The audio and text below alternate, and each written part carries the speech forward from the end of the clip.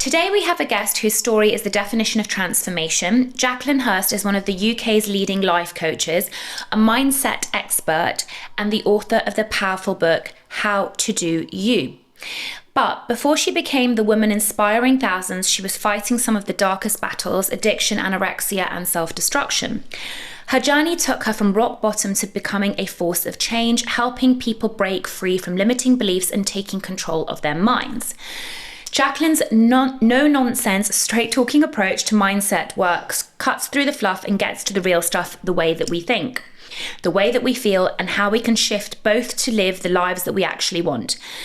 Today, we are diving into it all, the struggles, the turning points, and the tools that can help you take back control of your own mind. So Jacqueline, welcome to Mind Movers. As I was just describing, the reason why I came across this incredible guest is because I was sent her book and I found it so empowering and actually challenging at times as well, because it allowed me to challenge my own thought processes. I'm a massive self-development junkie, so it was right up my alley. But I'm so excited to have you. Thank you for being here. Thank you for having me. So I always like to start from the beginning, and we know that your journey has been incredibly raw and real. And before we get into the mindset work, can you take us back to the beginning? What was life like before you changed everything? Gosh, it's always quite a tough question, that one. It reminds me of when I wrote my book, and I'd written everything together, and my publisher said to me, right, now we need a chapter on you. And I was like, don't be silly. Nobody needs that. And he's like, no, we need that because we want to know that A, you know what you're talking about, and B, how you got where you got to give us advice. Why would we care what you have to say? Like, tell us your story. And I always find that part, and I should probably look into this myself of the why, but I always find that part really, I still feel quite touched by the process of the journey for myself. And I also understand that it was all working perfectly, which is it's a big thing I still think about today, how things are working perfectly, whether we think they are at the time or whether we don't. There's always this bigger picture. So my journey started really when I was much, much younger. I looked like on the outside I had this beautiful, wonderful life. And actually behind closed doors, things were very difficult. I had parents that went off to America. From when I was 10 years old, they would go off for months at a time, and we were left pretty much on our own to sort of learn how to, in their words, be independent. And it was a tough experience for me. I had to learn very quickly to always sort of portray I was okay. I never wanted to let anybody down. I was always fine when, they called and everything, when actually behind the scenes, it wasn't that at all. I was being bullied very badly at school. I had no friends. I got into the wrong crowds, and then I got into drugs, alcohol, anorexia, all of those things from a very young age of around 15. So from the age of 15 to 25, my life was a shambles, a total mess, class A's, whatever I could use to take myself away from myself. I got into, crazy situations. I'm very lucky to still be alive. That's a snapshot of that. At 25, I had a moment of deciding that, I tried suicide 3 or 4 times. I'd got to a point where it was like, I can't go any lower, right? Like, there had to be something different. And I was sort of lucky. I got given this sort of gift of desperation, we call it. And it was a total and utter breakdown. And from that space, every day from that space, I've changed and grown and, turned my life around. Got clean, got sober, got well with my food and my body image and my eating disorders, got through all of my addictions. And I'm coming to my 22nd year clean, actually. Congrats. Now. Thank you. So yeah, through that process, all of that, that was how it all started, basically. But through that process, it's literally person A and person B today. Yeah, that's amazing. Yeah. Do you think, and I'm also very mindful not to blame parents, because I think that our parents did the best that they could with the knowledge that they had at the time. But with emerging research and psychiatrists really studying attachment and attachment styles, I think the presence of parents at pivotal growth points is really important to our development. Do you think in some way, without attaching blame to your parents, that that sense of abandonment perhaps triggered you to make some of the decisions that you did? I definitely think that's a really great topic, and I'm really glad you brought that up. We are, for starting off with, we're in a society at the moment where, your parents are toxic, don't speak to them, blah, blah. We're in a really interesting space with all of that. For me personally, I come from a space of it's all happening how it's meant to be happening. And that's ultimately, if they knew better, they would do better. And so they didn't know better. No. So one can either stand around and hold anger and frustration and hatred and, pain towards them, or you can do your work, go into coaching, understand it, unravel it, and have complete peace around that space. So it's a really important thing to say. So for me, there is no blame at all around my parents. They absolutely did the best they could with what they had, which isn't what I've got and isn't what many people have got. But that generation also was very, very different. Yeah. And look what they had learned from, right? And it goes backwards and backwards. So I would start off with that conversation. I think that childhood development is a really important topic of conversation. And I also think that parents, can also overgive to their children, where they can suffocate their children, and that can cause problems. So there's a million things that could cause somebody to go the route I went through. And two, we could say, yes, it was abandonment and it was, a failure of this part and that part. But that was my journey and that was how it was meant to be. And I don't think that parenting comes with a handbook, and I think parents tried the best they can with what they've got. Ideally, my personal opinion is, if you have kids, bring your kids up, be available, love them. They don't have to have things all the time. They just have to know that they're loved and that there's someone there that they can talk to. That's a really important thing to do if you're going to have kids. But have you got kids? I haven't got kids. I couldn't have children. I got told that very young, in my 20s. I actually couldn't have kids. And was that because of any medical implications of what your body had been through, or was that just because... I don't know if the medical implications were part of me not having kids. I just got told I couldn't have them. It was going to be basically impossible.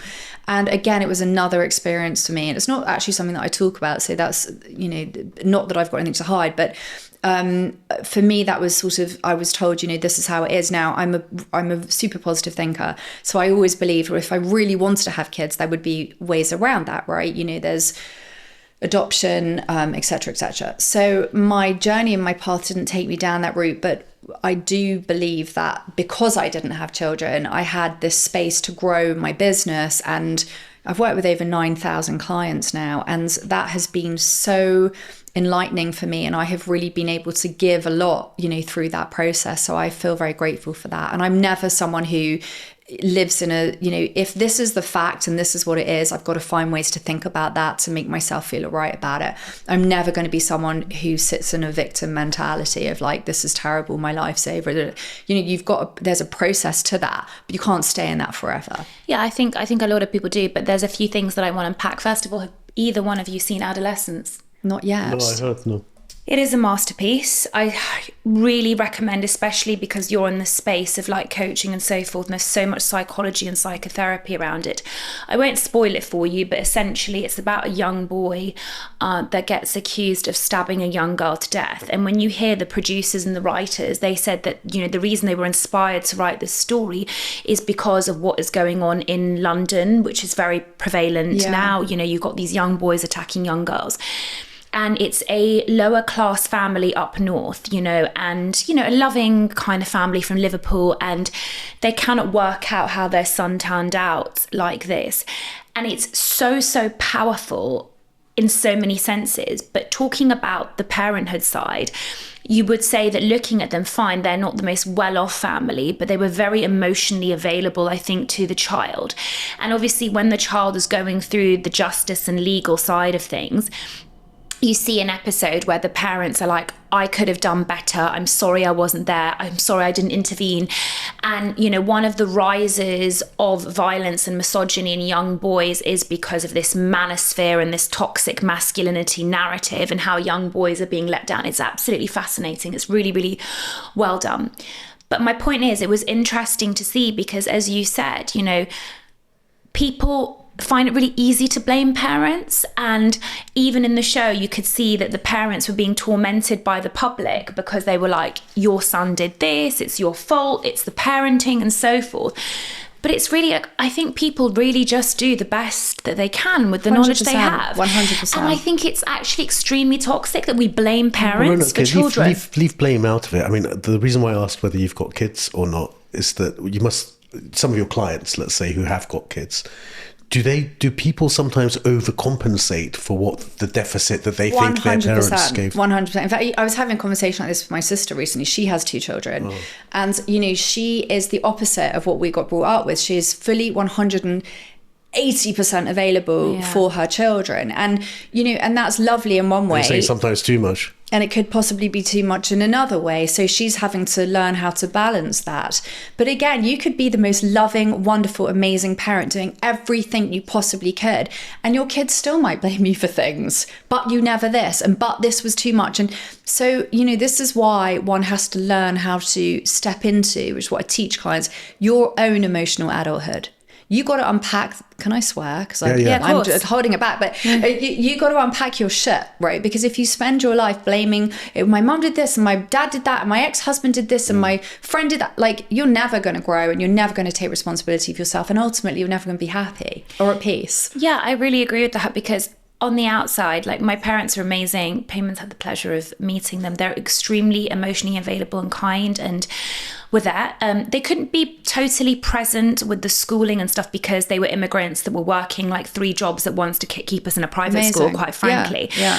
And some people might be like, you had a nanny, because we had our nanny from the Middle East. I'm like, a nanny really didn't affect me. Like, there was so much judgment that I had a nanny, but that was the only way they could do it to make it work for my system.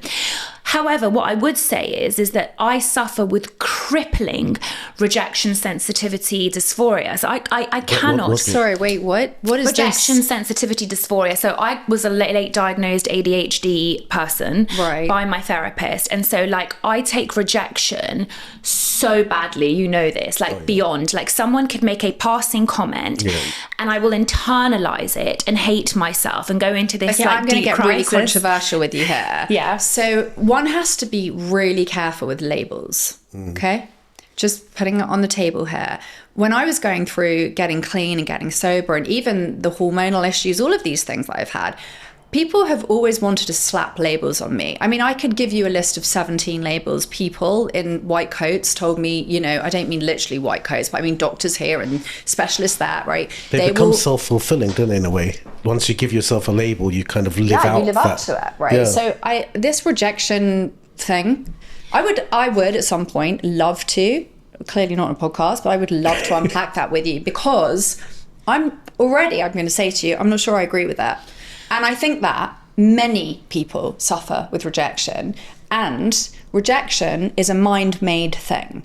I think the thing is like, look, I mean, Payman's known me for a number of years now. She's certainly very, very sensitive to, unexpectedly sensitive. As in, like, I can go, someone will say something, said something to me on Sunday, a friend, and she didn't know what she said had incredibly hurt me. And I just went into the shower afterwards and I was like sobbing for like an hour and a half. So mindset management, and again, this is really hard just to like unpack this in one podcast, because this is work that I do with my clients and it's taken over like a series of sessions. But I'm just going to drop this down here and you can disagree and it's cool. I will teach my clients that when people say things or do things or act in certain ways or whatever, actually how you think about that is what matters. Yeah. Because we can't control what that person said. How you're interpreting that in your brain is what hurt you, not what she said. Totally. But that gets me on to the point that I was saying about my parents, is that because of the certain things that my parents have brought me up thinking, and on the outset it's like extremely loving, there is this kind of confirmation bias that I've created in my head that's like, this person has said that, and the way that I'm receiving the information, internalizing it, is because of my kind of core belief of what I've been brought up with. Right. So for example, there has been this aspect of, I don't want to say conditional love, but kind of, is like, again, like immigrant mentality. Like the more you achieve, the better that you are, the more you're loved. Okay. So that always has been like projected into every aspect of my life. So when I hear someone say something negative, I'm like, they essentially are saying, I am not good enough, because that is the way. Right, that's all how you're interpreting everything. And I understand that. I have total awareness around that. Yeah. And obviously it's easier said than done. Whilst I've done all the work and I can be like, this is the way, like, and that's why I've stopped like reacting when they say something, but sometimes it internally hurts. You know, I'm human. It's like sometimes thinking about it is one thing, but feeling it is a whole other thing. Correct. And I think that I can be like, the way that I'm processing this information may not be the way Jacqueline or Payman is processing the information. Because you're planning kids soon, right? Yeah. So do you reckon you're going to overcompensate for that? You can process that differently. Yeah. So I know you're like, I've done all the work on it, but the thing is to a point, because if you had done some other work on it, right, you will hear what this person says and be okay with it. And be totally okay. Yeah. I'd love to get that, but we'll book a session after you the can. The whole reason I want to say that is not to be contentious, but to say one doesn't have to live like that. Just because we have been programmed that way, right? I got brought up believing I had zero worth, right? If I was valuable, why have you left? Okay. That was my internal thing, right? Same. Total, I must not be worth shit. Yeah. Right. I don't believe that state at all. So if someone says something to me or does something or whatever, I don't internalize that the way I would have done as a kid. And that work takes work, right? But is 100% possible to change. So I, as you can tell, as straight talking as you said, no nonsense. I wouldn't want, if you were my client, I wouldn't want you holding on to that stuff and telling yourself like, oh, I'm not saying that you are, but like, oh, but this is what happened to me and this is how I process it and that's it. Because it isn't it. You can change that. And that is how you make your life fucking amazing. Okay, I got it. Okay. I got it. Jacqueline, do you think you need to have gone through suffering and pain in order to be a really like successful coach? I think my authenticity, people know when I work with them that I'm not talking from I've read a book and I'm a life coach space. Like, been there, seen it, done it, got the t-shirt. So I would believe that that's a huge part of my success. It's really, really authentic. Pay, we had this chat because I had my life coach come on and I said, I worked with a life coach for a year, someone that I went to university with. And one of the big reasons that I chose him is because he'd been through it, because he'd been through the depths of hell. Sorry, I'm going to be blunt. Why am I going to choose someone that has not been through? The whole point is, I'm like, you went through that, you came out of it. I'm going to learn from you. Yeah, but and that's it. Like if I want to, this is where we disagree. If I want a full mouth reconstruction, I don't have to come to a dentist who's had a full mouth reconstruction themselves. Like, different listen, I understand how it's helped your story and just sort of the center of your authenticity and maybe call it marketing, whatever you want. But my question is, do you believe that someone who hasn't been through it can't be as effective? I can only talk from my personal experience. But in the industry, and I know that when I was looking for help back in the day, you couldn't find.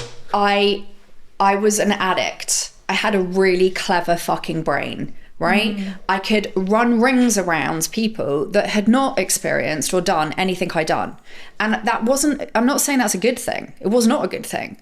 But I had to go and learn it myself to get better. So do I believe that? Yes. Is my industry unregulated? Yes. Can anybody read a book and go, I've left my job in finance and I'm going to be a life coach? Great. And they might be amazing at marketing and they might have 80 billion followers on Instagram and people go, that person must be an amazing life coach. I should go and buy their stuff. And what is their life experience?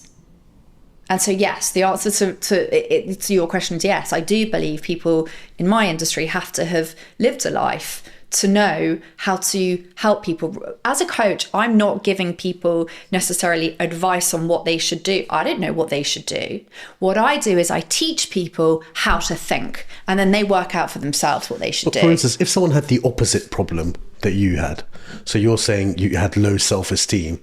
Let's say someone's the opposite, like too confident, overconfident, not self-aware. Yeah. Can you help that person since you haven't been in that position? 100%. If they want help. That's the most important thing. Also, the key thing that she said here was experience. You just said, if I want a full mouth rehabilitation and you've not had one. Well, I'm sorry, if someone had just come out of dental school and treated one patient, I'm not going to go to them for full mouth rehab. I'd rather go to someone with 10 years experience. I get that. Experience is the key thing. It's the having been through it yourself question. Having been through it yourself. But yes, I think especially in my industry, I am a believer of someone has to. My ex-boyfriend was a charlatan and quit his job to become a life coach and was a narcissist narcissist and the most awful human being. It was a joke, and he became a life coach. So yes, I do think it is unregulated and can be dangerous, but I do also think there's a place for it. And I do think some of the coaches that I've worked with over the years have been better than therapists, dare I say. And also, but you've really got to do your due diligence. And the danger is when you're vulnerable, you want help. So you don't necessarily do your due diligence. Definitely. And that's the day, because I got myself. I know, look, it's super unfair to ask this, yeah, but No, please go ahead. I'm ready for no, it. because, you know, it takes hours and hours of talking to people. But in that situation where you've got a Rhona saying, I'm never good enough, and you want to switch that, what are 3 top tips that people who feel like that should bear in mind? Like, So first of all, it's not a feeling, it's a thought, right? We don't feel it, we think it. Yeah. And you are in control of your head and your thinking, Yeah. right? So you have got choices as to how you think. That's really important to understand. So the first thing is consciousness, right? Become conscious of what you're thinking, and do that. You know, like really become aware. What is going on in my head? Because most of the time we walk around totally unconscious and unaware, and you've just got this cycle of thoughts going through your brain like all the time. So my first tip is get conscious and become aware of what you're actually thinking. And it's likely you're going to find that you are really unkind to yourself. You're really negative to yourself. It's something you're never, ever, ever going to say to your friend, ever. Why? Because fucking mean and rude. So that's important to think about. If I'm not going to say it to them, why is it all right that I say it to me, right? So that's also important to do. And then I would ask you to look at where the thought comes from and what your life might look like if you changed it. That's really powerful. Like, what happens if I look at that and think I can switch it around and think, actually, I am of value? Even if it's just to, you know, my kids or my husband, I'm of value, right? That's already going to start to change things. so now you have that insight. Are there tactics as well? What do you mean tactics? I don't know. Tools. He's saying like tools, like in that moment. Like maybe do you teach her, you know, in that moment, whatever it is. I'm a big believer of writing things down. I love pen I journal and paper. every day. Yeah, and I think Love it. I love journaling. It's the most powerful thing for me. Do you go back in your journal and look what you wrote I've been 6 months ago? journaling since I was 11 years old, and I have all of them in a cupboard. When you look at what you were writing 6 months ago, do you sometimes laugh at how silly you were being or something? No, because for me it was never silly, and sometimes But not journaling, like what you were thinking. What you were thinking I don't was ever incorrect look at 6 myself, because months I ago. understand that was what was important to me at that time. And the whole point, I mean, some people have the train of thought that like you should write things down and then not look at it or burn it or whatever. I actually don't mind looking back at stuff, and I'm like, oh, that was interesting, because What I'd do you forgotten. see? What patterns do you see when you look back at it? Like, There is this like pattern of desperation and wanting to kind of, I mean, I don't know, like there's lots of different things. Like sometimes it's, you know, I love to write when I travel, so it might also be about what I've done or the things that, you know, we've experienced. There's sometimes gratitude in there, and I find that that's really powerful in the day. And the gratitude could be like, just had the most amazing oat milk flat white and it tasted amazing, you know, and I'm really grateful I'm writing here amongst the pyramids. Do you know what I mean? So there's things like that which I find is really great, and I do think there is power in gratitude, and gratitude isn't this constant thing of like, my life is amazing, be grateful, there are people less privileged. Like I really do think it's being like looking around and being like, what am I appreciating? It could be even like being in a clean and quiet house this morning. Do you see what I mean? It just, so yeah, for me that's it. And sometimes it is just a stream of consciousness being like, I'm waking up feeling anxious, I don't know what's going on, it might not even make sense, just like stream of consciousness. It's fine, but it's all out in the morning, and then I'm like, okay, great. So I do agree that writing really when helps. you say write, is the benefit both the getting it out of your head and the review? I mean, with the people that I review work later? with, it's not just, journaling is really important. It's not just journaling. It's Oh, about understanding tools and techniques to actually learn how to change your brain. How does it work, right? Like, how do you change your minds? And get into a space of, it's not positive thinking, right? Because that to me is, I love the idea of it, just that never worked for me. Like I could never stand in front of a mirror and go, I feel really confident today. Like, no, same. right? It just wasn't going to work. So there's tools and techniques to teach you how to get there, to be able to have an end result of being looking in a mirror and going, yeah, I've fucking got this, bring it on, right? That's great. And so there are ways to do that, and that requires a pen and a paper, you know, and I think there's something special about getting it from your head, you know, clearly on paper and working it through.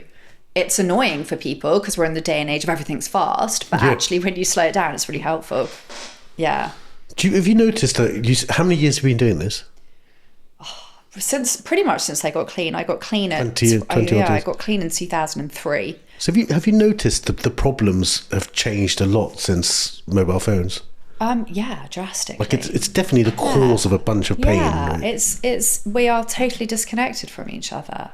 You know, it's really, the thing I hate the most is when I walk past like a family at a restaurant of like two kids, you know what I'm going to say, and parents, and they're all on the phone, and it's, to me, that's really upsetting. And I'm a real believer of, you know, being very careful with your tech and having controlling your tech rather than letting it control you. Yeah, I love really that. important. And I saw a huge difference. And my friend that I was just telling you about in Dubai, I mean, she sounds a little bit like your sister. I think she came from a difficult, broken home, and as a result gives like 300% to her kids. And she definitely made the choice. I think at one point she wanted to be a career woman, and then she made the choice of being like, no, I'm going to really dedicate, you know, my life to basically my kids' upbringing. And now she's thinking about transitioning back into work. But anyway, when I went to go see her, her kids, they were so amazing. And I rarely say that because I'm not someone that's super maternal or broody or anything like that. But I was like, they were such a pleasure to be around. And my husband and I were like, oh my God, they are so intelligent, so inquisitive, so present.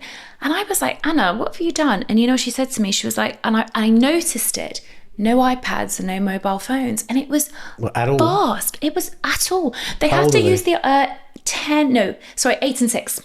All right, that's... You 8 and 6, right? But you're right, there's plenty of 2-year-olds with iPads. Isn't there? 8 and 6. And she said to me something similar. She goes, you know, I realise if you give a child something that's less intelligent than them, like a piece of paper or a ball, they'll be creative and they'll use their brains on how to make it interesting.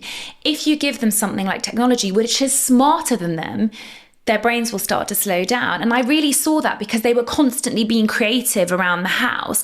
And you could see that there was like this little distraction. They wanted to be present. They wanted to be outside. There is no judgment because I do believe, like, again, some parents, that's what they use as a coping tool. But I really felt the difference when I saw the way her kids were interacting. Was it Steve Jobs that said I would never give my kids an Yeah. iPhone? Okay, Yeah. so like, why have we not listened to that? Yeah. Like, this is Yeah. seriously, like, I always say, people tell you what you want to know. Yeah. You just got to listen, right? So if he's saying that, Yeah, it's so true. It's so true. I know that we digressed a lot into the mindset stuff already, but for you, kind of like late 20s or sort of early 20s, like what would your typical day have looked like back then? we're talking about when I was in my And then your the height of my addiction, yeah. addiction. You know, it was a very dark time, and it still makes me feel quite emotional when I think about it, for the girl that I was then. And I was living, literally, in some ways I was functioning, in other ways I really wasn't. But I would tell you that most of my time was spent behind closed doors, closed curtains, and on my own using drugs.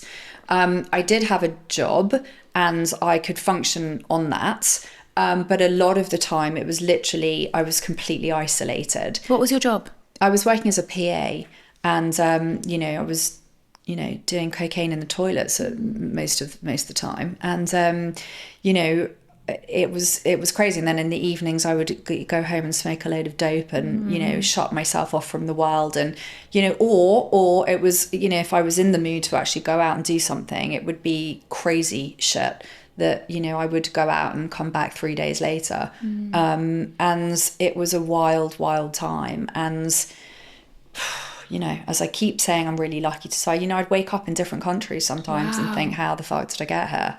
Did you have any real friends at the time? No. None. Yeah. No, I didn't.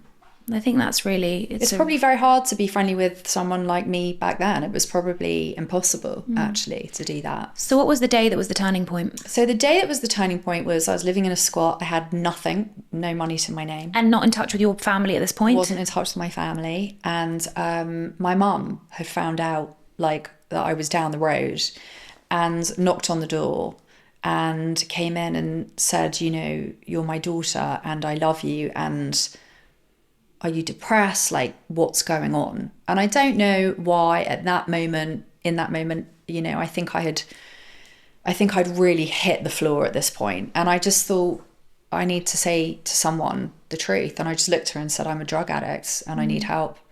And she took me to my first meeting. She said, what do? I said, I think you go to a meeting. I've heard of meetings. And that was the day I got clean, 27th of August, 2003. Do you still go to the meetings? No, I went for about 6 years. It saved my life, wholeheartedly saved my life. So you believe in the AA program? I do 100% believe in the AA program, the Narcotics Anonymous program. It was different back then. I wholeheartedly believe in it. I 100% became who I am from that space. Without that, I wouldn't be here. Like, I owe it my life. I really do. And it is a bridge to normal living. And like I was saying earlier about labels, I don't want to be labelled anything. I want to cross the bridge to normal living. I don't want to sit in that space. And I have a very controversial view of addiction, which is different from those in the rooms now.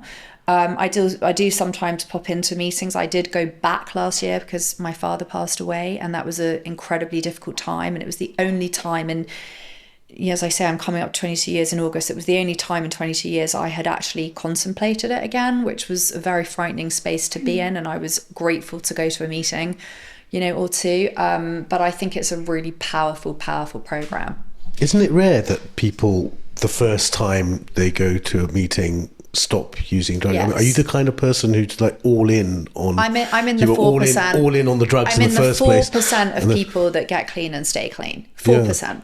Yeah. So is that in your character that you go all into stuff? Like, I do very much go all in, but I also believe that it was I was broken. It was a gift of desperation. If you'd have said to me at that point, run down Oxford Street stark naked and this will get you clean, I would have done it.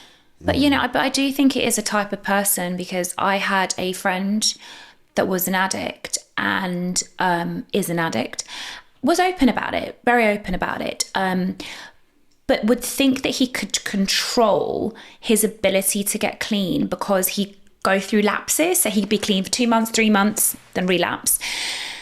And the behaviour that I observed became too much. And the thing is, it wasn't because I didn't want to support him through the process. It's just that he didn't really show signs of ever wanting to get clean. And, this is the thing. Yeah. And it's like, he then had a friend that tried to gave him an ultimatum, because all his relationships broke down in his life and have continued to break down still till this day.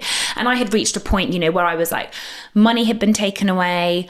There was too much at this point. I was like, I've had enough, 3 years of this friendship. I was just like, I can't do anymore, because if you don't want to help yourself, no one else can help you. So someone else came into his life and said, listen, because he'd found out he'd been taking drugs, and he said, you have to go. He went to one meeting, half-assed online, and then that was it, and then just keeps relapsing. So I do think it's about that commitment. We had an amazing, inspirational ex-addict on the podcast as well, Hunter Michael Shepherd, who also runs a huge program in the US, and he was addicted, I think, since the age of 12, and really, really hardcore, reached rock bottom like you, has been clean ever since, helps a lot of young people. Your friend hasn't reached rock bottom yet. But he has reached rock bottom. He has. That's the crazy thing. He wouldn't have done. And I think that we don't know when it's our time to reach rock bottom. And I think addiction is a terribly sad thing to do. And, addicts get a really bad rap. They get a really bad rap because they do things that aren't really who they are, because they're ill. And, until you hit a space where you are willing to rip yourself apart, really willing to rip yourself apart, stare at all of your defects, all of your shortcomings, look at your part in things, all these things that you really have to do, rip apart your ego, get really humble, learn to say sorry, right? Until you are in a space in your life, which they call it the gift of desperation for a reason, then there isn't going to be any change. And so the problem is, if only we could magic something that could make people at that point, we'd be multi-gazillionaires. But people either get that or they don't. Yeah. And it's also not their fault. Totally. Well, that brings me on to my next point, because obviously I've been obsessed with the work of Dr. Gabor Mate for years. Mm-hmm. And I read In the Realm of Hungry Ghosts, which talks about a lot of the patients that he was seeing. And that was the first time that I viewed addiction in a completely different way. Yeah. Because the way that he, I don't know if you agree or disagree with it, but at the end of the day, he totally creates a sense of understanding and empathy for addicts, because he's like, we are treating this completely in the wrong. We're punishing them, we're blaming them, we're stigmatizing them. And I was like, okay, like this is starting to make sense to me. It's really important. It's really listening. I remember when I was married and I was engaged to my ex-husband, and someone at a drinks party said to him in front of me, why would you want to marry a girl like that was an addict? And this guy was supposedly, you know, had gone to public school and was supposedly intelligent. And I remember looking at a guy like that thinking, I feel sad for him that he still sits in the space of stigmatizing people that have got addiction. Agreed. You know? Agreed. It was, you know, people just need education on that. And actually, I think more and more the society that we're living in, regardless of the fact that, you know, we're able to function because we have food and all the things that, you know, our great grandparents and everything didn't have. We're living in a really difficult time, and it's become, really tough. it's you want to escape the reality. Yeah. I empathize with so many people. I mean, I struggle.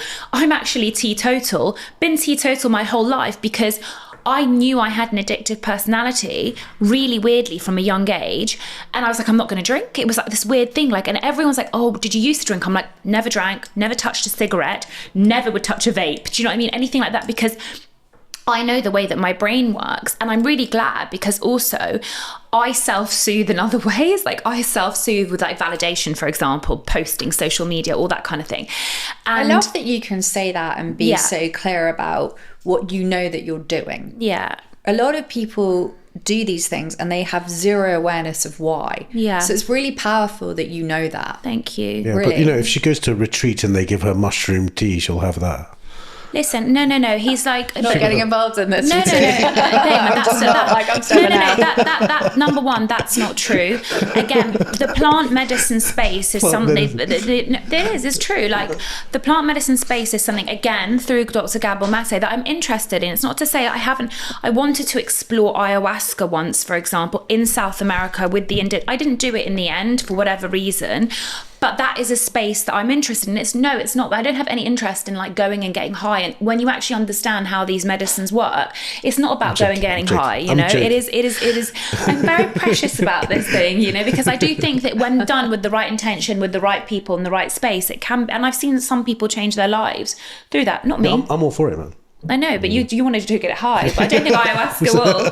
After a huge vomiting session, you might be saying otherwise. What's your typical client like? Are they like... I wish I could tell you I have a typical one. I spend a lot of time signing NDAs, which is interesting. So that's pretty much my typical client. And mostly Americans or UK based or both? Everywhere. Okay, fine. Like everywhere. And and you know, but it doesn't have to be that level. You know, there can also be people that come in and say, you know, I work on reception and I really need to get some help, and that's amazing too. Like my door's open to everybody, as long as you want to do the work. Sort of mentoring. One-on-one. I work with couples as well, but mainly one-on-one, and it's all done on Zoom because I'm all over. You know, some days I'm here and some days I'm there and blah blah blah. But typically what, once a week or once a month? Yeah, usually I like to do a set of sessions with people. So it can be 4 sessions or 8 sessions. But I'm not in the business of taking your money. I'm in the business of you coming in, dealing with your shit, learning how to do it, and then off you go. So do you make it accessible? I know that's a strange question because obviously, look, you know, as people that are interested in health and mental care, you know, everyone suffers from it, right? And, you know, I love dentistry, I love my job, I can really change the lives of people, but I also know that I'm actually not accessible to a lot of people because of my fees, because of the kind of work that I provide. Which, you know, sometimes can be a little bit of like a mental challenge for me, and I get that, and sometimes I'm confronted with that by other people. Would you say that you are accessible to the lay person? Yeah, I mean, there's definitely, even if somebody just wants a one-off session, there's like a 45-minute session you can take with me if that's what you want to do. So you've also said that our thoughts create our feelings, right? That's something that you've mentioned a few times. But sometimes emotions hit before we even know what we're thinking, which is what I said to you, the shower situation, right? Yes. She said something, it hit me. We'll have a private session on this. It hit me to the core that at that moment I was like this. I couldn't even rationalize it. It was almost like, it felt like this, right? I'm not going into it. No. What she said? How do we catch them in time? Okay. So I like it. I like the question. I'll tell you why. When you're feeling that feeling, it's like a little alarm clock is how you need to think about it. Like, and a little alarm's going off is, oh, I'm feeling this feeling. Yeah. Okay. Now, most people just sit in that space and go, oh my God, I'm anxious, right? But no, to do your work, you have to say, right, I'm feeling anxious. Yes. What am I thinking that's making me feel that way? What's going on in my head that's making me feel that way? When you can unpack that, right, I'm thinking, she said that because she doesn't like me, for example. We then want to say, well, first of all, is that true? Is that a fact? Do we know that to be a fact? Because we don't know what other people are thinking or what they're, that's all our assumptions and all our opinions and all our thoughts. So you unpack the thinking around that, and then you work each thought to, in turn, change how you feel. Mm-hmm. And that's your process. Right? Which takes work to learn how to do, but ultimately that's what we do. Can you give an example? Okay, I'm going to just make up something. Okay, so say a girl says to her girlfriend, I think she looked really fat about someone in her group. I don't know why she wears jeans like that. Yeah. It really doesn't suit her. She's got really big hips and a really big bum. Let's just say that happens. Mm-hmm. And then the friend gets triggered because she's thinking, well, I'm not actually much different in size to this girl, so she must think that about me. Right. So unpack that. So So what's she's the triggered. question? She's really upset because you were saying, what should she do to what not should be she do hurt in that by moment? Okay, so there's a dialogue. First of all, I would say stop making it about you. Yeah. Whoever you are, right? Number one, we take everything about us, right? Yeah. Like, oh my God, they're going to think this, and then, right? We're not that interesting to other people. Yeah. We're just not. Yeah. So the first thing I would say is it's not about you, right? Stop making it about you. It's about the person that said that thing. Fine. Then I would say, write down all your thoughts about that, right? She must think that I'm fat, or she must think that I look awful every time I go out, or she must think da-da-da-da-da, right? And then I would challenge every single one of those thoughts. I would literally go thought by thought, right? So she must think I look awful too, right? So I would say to you, really, like, how do you know that? And you're going to come up with 15 million thoughts, and I'm going to say, but how do you know? Mm-hmm. And the answer to that is you're never going to know. Of course. Right. So when you start to unpack this, you start to literally break it down. And that's how you then change how you feel. It sounds a bit logical though, yeah? And these reactions that she's having sound a bit illogical. Her reactions are, let's change the word illogical to unconscious. Yeah. So her reactions are from an unconscious space. I would describe it as fight or flight. When I personally get in that zone, I would say that I cannot rationalise it in that moment. In that moment. And so what you have to do is do the work so that you become aware of when you're thinking. It's a process, right? First, you have to become aware. That can take a week or two. Then you have to say, oh, this is the thought I'm thinking, right? How can I think about this differently? Which could take a week or two.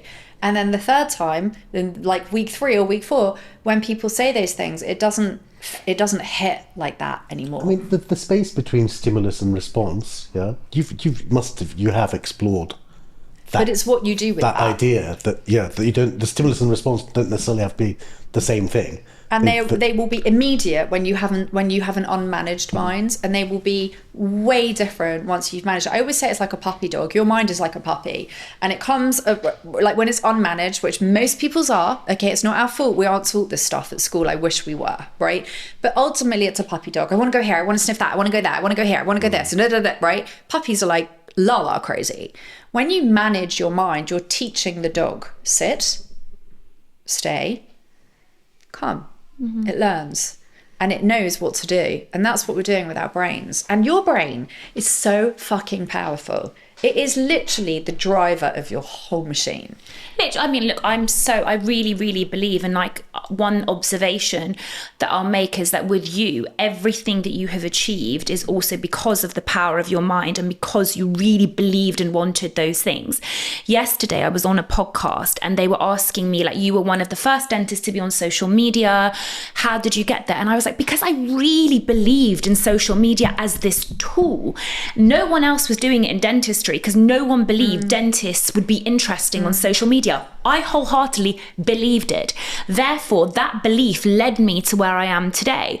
And even now, when things don't go my way of certain things, I do take a lot of accountability, sometimes a bit too much, because I really blame myself. It's your fault. You didn't think about it hard enough. You know, I'm like, you could have manifested and controlled every aspect. It's really hard in relationships, because that's the one part that I realised. Yeah, relationships. You can't control the other person. 100%. You can't control the other person. But also, you know, yes, that is exactly my brain in it. But I don't want to give off the impression here, or your listeners to think like, you know, it's all, you know, I was always that way. I wasn't. I was an addict with nothing, at lying on the floor, you know, fucked. Yeah. But I'm not that person today because of the power of my mind, because I know how to use it, because I know how to feed it, because I know how to look after it, because I know how to think properly. So that should be empowering for people to say, well, if she can go from there to there just by using the power of her brain, I can do these things too. Like, I'm not special and different.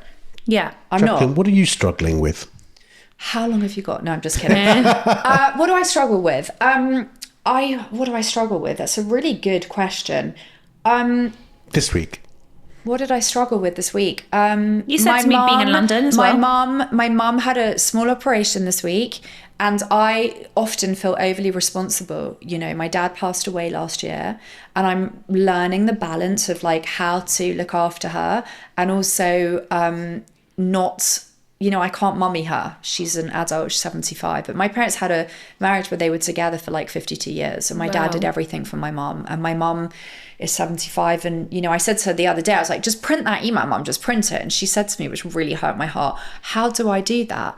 And I suddenly thought, okay, you know, so that balance is a really fine balance. And I would say, and I don't want to use the word struggle, because I don't think that's a struggle, but that's the thing that's on my mind. And struggling is not a comfortable place for anybody to be in. And again, when we get our minds right, we don't struggle. It doesn't mean I'm not like this person is like, everything's, you know, sorted out, because life throws shit at us, especially me, all day long. There's shit coming my way, right? All day long, there's shit coming my way, especially me. I'm joking, but you know what I mean? Like, we've all got shit. It's how we handle it in our heads. And I'm really in tune with myself. So if something doesn't sit properly, I'll talk to my friends about it that are also emotionally intelligent. I have great support around me. I will take it to my coach, you know, and have a conversation with him about, like, I'm a real believer of like, this is a game that we're playing, this game of life, and we're always learning. You know, in fact, the more I learn, the less I know, like, for sure.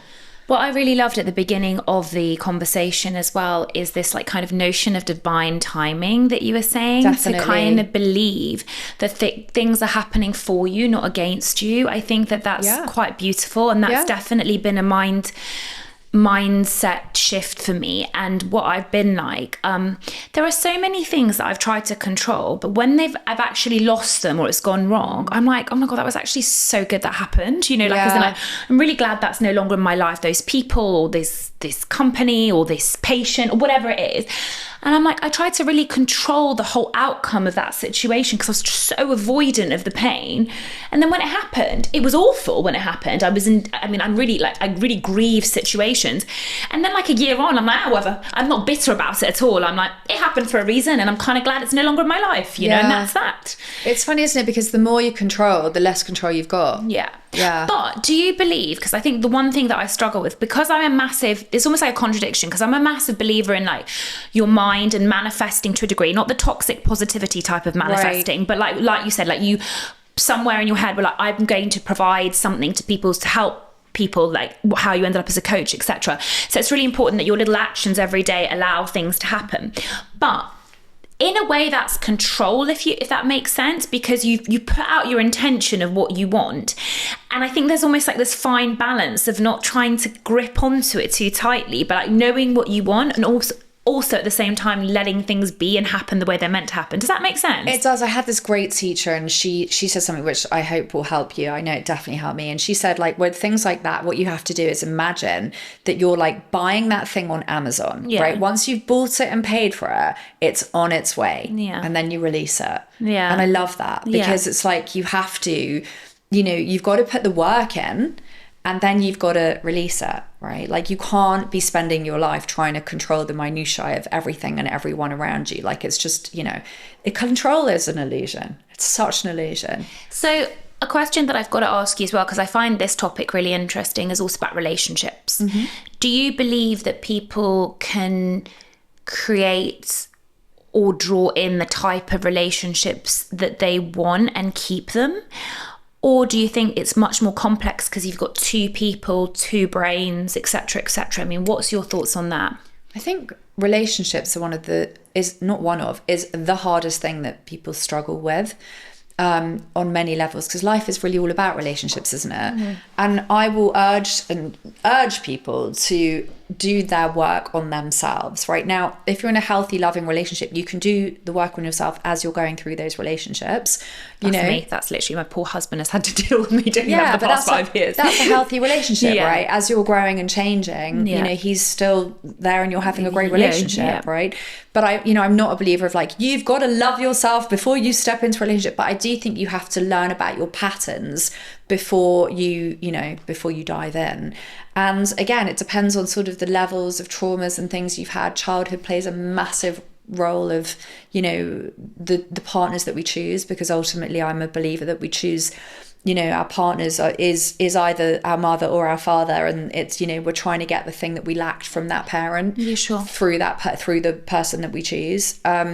And so we have to look at all of that stuff in quite deep level, some of us do, before you can have something super, super healthy. You've got to know about your boundaries, your value, your worth, things like that. And you've also got to be someone, I'm a believer of like, you have to learn to really love your life and know that you're whole anyway, and that having a partner is an added bonus, but it isn't everything. A lot of people get caught up in, I'm single, and if I had a partner, then I'd be happy. And that's a really dangerous way to live your life. No one's going to fix you. No one's coming to save you. Yeah. No one's coming to save you. I think it's very... The grass is always greener as well. Absolutely. But also I always say that like women have also been brought up with this toxic narrative about being saved, Disney, Sex and the City. Yeah. And I find it really dangerous. Yeah. I even said yesterday, like the biggest hoax of my generation was like Big coming to rescue Carrie in Sex and the City. Gosh, those Big were the days. Do you remember those days? Yeah. Yeah, but no, Big doesn't change. First of all, he was married twice before. He gave you the bare minimum, and then you're saying he's coming to Paris to declare his undying love. And then, by the way, he also stands her up on the altar. Do you know what I mean? And it's like, no, but we still want the Big. Do you know what I mean? So I feel like there's also this toxic narrative around constantly pining over someone that gives you the bare minimum because they may change. I think it's a very strange time out there with dating and things like that today. I think that men and women are they are literally like this, I don't know if anyone can see that on a podcast, but like we're just on completely different levels today. And I think that, women decided to, burn their bras, and we wanted equality, and we thought, why not? I want to be in the boardroom too. And we've got to that point now, which is amazing. Thank you to the suffragettes. Thank you to all these women before us that got us to a point where we've got a voice.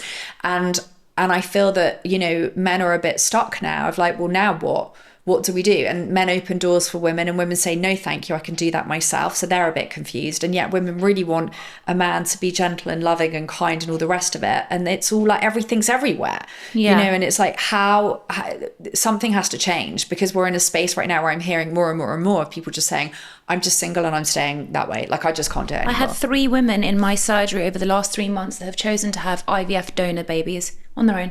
No doubt at all. No, don't even know donors. And I was like, that's interesting. All lucrative jobs, 40, 41 years old. Were like, he never came along, so I'm doing on my own. I think women have, accidentally overtaken a lot of men today, and men have to learn about emotional intelligence, and yet no one's teaching them. So we're really, really stuck at the moment out there. It's an interesting space. Yeah, it really is. Yeah. You've worked with so many clients, as you've said, and what's the most common thought pattern that holds people back? I'm not good enough. Really? Is that men as well? Yeah. I mean, is there a difference between men and women, or age groups, different patterns you see? What I love about working with men is men are way more logical, right? They're very boom, boom, boom. Like, it's really clear when you work with a guy. And women are a lot more like, spaghetti. Like, then we go this way and then we go that way. So men are super, super logical. But often, they're very action orientated. And so I'm constantly saying to my men clients, like, it's not about the action, it's about the thinking, But they are a lot more, logical, action orientated. related, but that's quite interesting. And women, you know, we're a bit more complex, right? We're a bit more, yeah. Okay, no more laughing. No, I'm just kidding. But yeah, we're a bit more complex. You've also talked a lot about like self-awareness being a superpower. So thank you for saying that I'm self-aware, because I work really is. Because I was saying, but what's the kind of questions that people should be asking about the daily? Because you know what, the self-awareness piece for me was like, I got surrounded by so many people. I mean, I was in this echo chamber, still am, still trying to escape the echo chamber, if I'm honest, of a certain type of person in my life. And what I recognised, there was such little self-awareness. And I think particularly for those people that like being like in the limelight or like being the centre of attention, semi-narcissists, everything like that, they really fail to ask questions and like have accountability. And that really bothers me, you know, it really bothers me. Like even as I was telling you about the addict that I was friends with, you know, it was always everyone else's fault, you know, there was always, I don't mind people being imperfect. I don't mind people fucking up because we're all human. What it does mind me is the self-awareness and lack of accountability and the blame on everyone else when things go wrong. So what kind of daily questions do you think people should be asking themselves? Yeah. Well, if you're dealing with a narcissist, they're not going to be asking themselves questions. Let's just leave it at that, right? Because that isn't going to happen. You're asking, you know, an apple to be an apple and an orange to be an orange. It's just not going to happen. So those people won't be asking themselves daily questions. But by the way, if you're saying, oh my God, am I a narcissist? I want you to know you're not, because you're asking yourself the question, okay? So your question you're asking me, I'm just double checking here, is like, what question should we ask ourselves to be self-aware? To be better people, exactly. To be better people, ultimately, is just, what am I thinking? That is like the best question you can ask yourself ever. What am I thinking? And is this thought helping me go in the direction of where I want to go? Or is this thought taking me into a completely different direction? What am I thinking? Right? That's a really important Do you separate point. the different personas, like the, you know, like that chimp paradox kind of, you know, I feel like there's three of me. Right. Parts. He's talking about parts, essentially. You know, there will be loads of different parts of you, you know, and we're all a work in So when progress. you say, well, what am I thinking? Something. Which one of me? You know, it's like, but still ask yourself the question, because you'll get some really great answers. You know, it's a really, really powerful question. What am I thinking? And it also gets you into the self-awareness section. And by the way, we can't just stop at self-awareness. Then we've actually got to do our work to change do things. something about it. Can't just sit there and be like, yay, you know. So with dentistry, right? Lots of high achievers. Okay, so we've got, my partner describes it as, in finance, dentistry, medicine, like all these kind of corporate careers, they rely on insecure overachievers. And I was like, that is such a good way to describe so many dentists, because they rely on us, you know, being insecure and wanting to overachieve. And that's what kind of keeps us really driven and really dedicated to the job, if that makes sense. Okay. Yeah. So anyways, there are lots of high achievers in dentistry, and there's this constant drive to do more and be better. But how do we balance ambition with self-acceptance? Outer success doesn't make you happy. And, you know, there's this lovely Buddhist saying, which I know I'm going to get wrong, but it's basically about like, you know, you've got to buy the Ferrari to find your enlightenment, right? Like you've got to go there to understand that doesn't do it for you. So I would just say to you that you have to learn how to value yourself on who you are, not what you do. It takes work, but it's really, really important. Otherwise, you're going to be constantly seeking it from outside of yourself. And you know, you can get to the top rung of the ladder, but it just doesn't mean you're happy. So learning how to do that's really, really important. And I think it's really sad because you said like the constant gratification on social media shows people otherwise. And I've even seen it with some of my friends that have huge profiles on social media. They chase one thing after the other to get more of the engagement, more of the like, and they don't even know they're consciously doing it, but I know that they do. I was listening, do you ever listen to Matthew Hussey? Sometimes, yes. I really like his work. And he was talking today on a podcast, because I listen to a lot of his stuff as well, about how some people would explain the type of person they're attracted to, but when you break it down, type is just based on your ego and insecurity. And he was like, I know it's a little bit controversial, but someone might say, but really what they're saying their type is someone that makes them feel validated on the outside, or makes them feel, so for example, you're like, if they're seen with this certain person and someone goes, lucky her, or if you're seen with a certain person of a certain status or stature, you know what I mean, people, you know, you might feel like, oh, I'm good enough, do you know what I mean? So like there's this massive validation with who we think we should be with, rather than actually breaking down who the person is and with whether they are good for us. And I thought, you know what, that's a really interesting point. And the danger is with social media in every aspect of their life. For example, if you've had an eating disorder and your weight naturally fluctuates, if you are looking skinnier and have a belief that I am better when I'm skinnier, and then people online are saying you look amazing when you're at your skinniest, it's just going to perpetuate that belief. Does that make sense? So sometimes it's really hard to know who you are and what makes you happy, because you're kind of seeking that external validation all the time. And Absolutely. you believe that makes you happy. That's why you've got to do your work, because you know, and the further down that path you go of doing your own work, the less any of that stuff happens. Yeah. And you know what you are, and you know who you are, and you know that you're good enough, and you know, and it's all okay. So would you say you're invincible? Invincible? I don't think I'm invincible. No, I mean, what is invincible? What are you chasing? What are you chasing? I mean, it's an interesting question, right? That anything that happens in your life, that you've got to measure it against. Does this bring me more? Like, if peace is well, for me, it was all after. about that, right? I just wanted to have a mind that was quiet. Yeah. Like, that was all I ever wanted, because I had like a really loud mind and a destructive mind and a confused mind and a hurting mind. And so for me, it was always about, how can I be somebody who is completely at peace?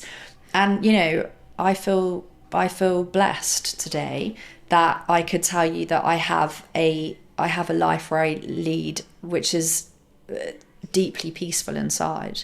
And I think that has been, you know, worth it on every level. But do you have to unpack it for your clients sometimes? Because I thought that I'm chasing happiness.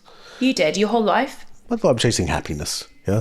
But actually, I was What is confusing. that? Yeah. What is that exactly? I was confusing happiness with pleasure. Right. Yeah. Joy. Yeah. They're kind of very different, those things. Dopamine hits. Yeah. Yeah. Now I'm thinking contentment, which is a totally different thing to happiness and joy and pleasure. Also growing up. Yeah. Right. I think age is a big part of that, you know. Yeah. No, but unpacking those things, you know, like, because you think you're chasing happiness, but actually you're chasing pleasure. Yeah. Yeah, you know, like, so you think it's a good thing to do. It's a worthy cause. Yeah? It's what makes you feel good inside, right? Like, you know, ultimately, if you're drinking loads, you aren't feeling good. You think you are, but you know that you're not. But that's the thing, people mistake dopamine for happiness, and they don't realise that it's a high. And we're constantly chasing highs because things are so accessible to us. We're constantly chasing the partner that's better, the job, the fame, the looks, whatever. And the thing is that we've also, like, the compare and despair space is becoming more and more vast, because let's face it, of course there's going to be someone that's better looking, more successful, this, like any of us, like, you know, if we compare, you know. And I think that is dangerous, because people don't get celebrated, like you said, enough for their authenticity and vulnerability. And it's sad, because sometimes I really see us taking steps back, you know. When I see comments on Facebook and Instagram, not from me, but like on other people's posts, I'm like, things haven't changed, or like not enough people are doing the work, you know. Well, I think that's it. I think not enough people are doing the work, and I think that's really, really important, you know, because but more are doing the work now than ever before, right? Are they? Yeah, for sure. I mean, it used to be we're in a microcosm. I don't know. It used to be a dirty thing to even see a shrink or see a therapist. Yeah, he's saying the mental health as in mental health. I mean, look, when I started, I remember saying to people, I'm a life coach. And my dad at the time was like, what? Who's going to knock on your door? What? Yeah. Right? He was so baffled by it. And I remember writing to all the public schools, like all of them, saying, hi, I'm a life coach. I'd like to come and give a talk to the boys so that I can talk to them about their emotions and what they're thinking. And every one of these public schools wrote back to me and said, we've got a nurse on site. Oh my God, it's hilarious. And look how far we've come. Yeah, right? so we've come a long way. But have we come too far the other way now, is the question. Is everything about mental health? And There's oh my a lot God, of it. I can't get out of bed because This I'm having a podcast day of exists for- anxiety. But like you said, I think you said, like you quite rightly said, like victim mentality is the thing that really irks you. And I think it irks me too, because I'm like, you have risk from me. I mean, I'm not, listen, I know I'm very tough, but I do believe in feeling your feelings, right? Like, I'm a real believer of, like, you know, you Sitting break with up with your emotions. boyfriend, fucking sit down and eat a tub of ice cream and cry for 3 weeks. Like, you've got to have the feelings. And when you're ready, then you make the change. Yeah. So that's really important, you know. But the victim mentality thing, because Blaming everyone else, blaming your life. And not owning your part in these things. It's really important. You know what, though? You know, like you said, when you see a family of 4 all on their phones, and you said about comparing yourself, and obviously social media, you end up comparing more. Yeah, it's true. But do you both recognise that there was always those things? I mean, whether or not they were on the phone, maybe that same family before would be sitting not talking to each other. Absolutely. Yeah, or absolutely. comparison wise, it's not every morning, every time you flick your phone, but maybe back then you used to turn up at a wedding and your clothes weren't the same as comparison has always existed. Yeah, of course. But I think that there's sometimes like a break from it, like for example, even if you want to dissociate from somebody toxic in your life, like back in the day, if I fell out with someone in my teenagehood or my 20s, I'm like, cool, they're not in my life and I don't have access to anything they're doing or what they're doing, and that's a decision.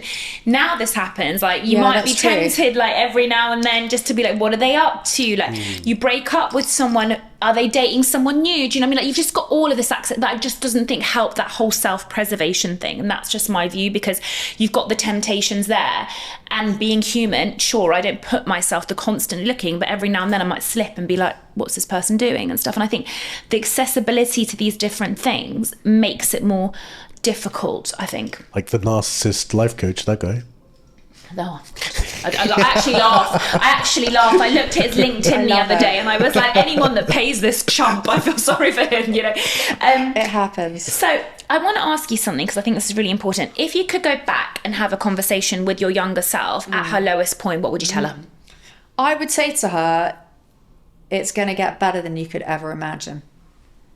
And I do really believe that the extremes that I went through in my life, extremes, was for a reason, and that all of that. And I realized that as I got into coaching and started my business, I was like, now I get it. Like now I get why that path was so tough. And, I'm grateful for it. Do you really believe that paths are written out for us? I have a feeling that, we probably choose what we want before we get here. We probably say, this is what I want to learn, having this human experience. It's possible. Do you believe it? No. What do you believe? I've come round to the notion of life will keep teaching you the lessons until you learn them. That idea. But any sort of supernatural kind of angle on it just puts me off straight away. Some people just don't. But you do, you do keep on making the same mistakes again and again and again until you learn not to make those mistakes anymore. Do you think that's happened to you? Yeah, life has a way of grinding you into that situation. Some people never learn; they just keep doing it. But that's why I think that the thing that terrifies me the most in the entire world is the deathbed regrets. The one that was written. Never wants to have a deathbed regret. But the thing is, you see, the nurse that wrote the book. So she wrote a book and she wrote like the most common regrets. And for me, it's really reflective of the 9-to-5 person that lived the cookie cutter life that thought would make them happy. And when you see the regrets, it's basically like not taking enough risks, not spending enough time with your family and friends, like all this stuff. The biggest one was living for other people's expectations. What a terrible way to live your life. To me, the most common regret on a deathbed. Do you find a lot of your clients experience that? I think they care what other people think. Yeah, definitely. It's a big thing about what other people think about them, and they don't want to disappoint people, women especially, big people pleasing, all of this stuff. You got to unpack it. Right, you don't have to live like that. That's so important. Yeah, it's common. So do you say now that you live by your own rules? My friends would laugh at you saying that, because like I am the personification, if that's the right word, of that. Like I'm very empathetic and I'm kind, but I also live a life that I'm comfortable with, and you all can do what you want with that. Yeah. What does success actually mean to you now? Peace. I think it's all about being peace within myself, and that to me is the biggest, and most successful thing ever. I think when I can put my head down at night and have total peace. I feel really grateful for that. Yeah, I've worked hard for it. And you deserve it, because you're amazing. And I want to ask you lastly as well, what is the future? What does the future hold? What can we be excited about in Jacqueline's world? Do you know what? I have to tell you, when my dad passed away last year in August, it was a life-changing event for me. And if I always have been a life grabber and a life lover, but watching somebody you love, especially a parent, pass like that, it gives you a whole new perspective on what you want to do with your life. For me, there's lots of things that I think about doing. It's the second book for sure. We talked about that just as I sat down. I think that's, I've got to get around to doing that. That's really important. And to have, to spend, which is what I do, real quality time with the people I love. That makes me happy. I took my mum for a walk yesterday after this operation she's had, and her eyes are quite blurry. And so she had to hold my arm, blah, blah, blah. And we stopped and we looked at these beautiful flowers in one of the garden squares. And I was laughing. And I said, so this is what they mean when they say stop and smell the roses. So to me, that stuff's really important, which is quality time and being present with the people that I love. Yeah. And I think there's something so profound. I'm so close to my parents, especially my dad. There's something so profound about watching your parents age. There's this sense of vulnerability, and sometimes my dad's almost 80, and it's so precious to spend these moments. It really, really is. Yeah, so important. So important, because you never ever want to say, I wish I had. I was really lucky. I got 1 month with my dad. I was with him at the hospital 24/7. I didn't leave his side, and I got to tell him everything I wanted to say, and I know that he got to do the same for me. And that is one of the greatest gifts out of this, awful experience that we're all going to go through. It was one of the greatest gifts that I got to have that opportunity to have, spent that time with him. Yeah. So spend time with people you love, be present. It's a really powerful thing. Yeah, I love that so much. And if people want to find you, Jacqueline, can you just tell us your handles? Okay, so my website's jacquelinehurst.com. My Instagram is Jacqueline_Hurst_. My school is thelifeclass.com, and the book is called How to Do You, which is available on Amazon and iTunes and all of those things. Jacqueline, quickly before we wrap up, the question of how to do you. Yes. Specifically you. Yeah. What are some tips to say, how do I unpack me? The real me, okay, rather than the sort of layers of things that we build on top? So I think meditation is a really powerful tool to sit down and get to know yourself a little bit better and learn how to quieten your mind.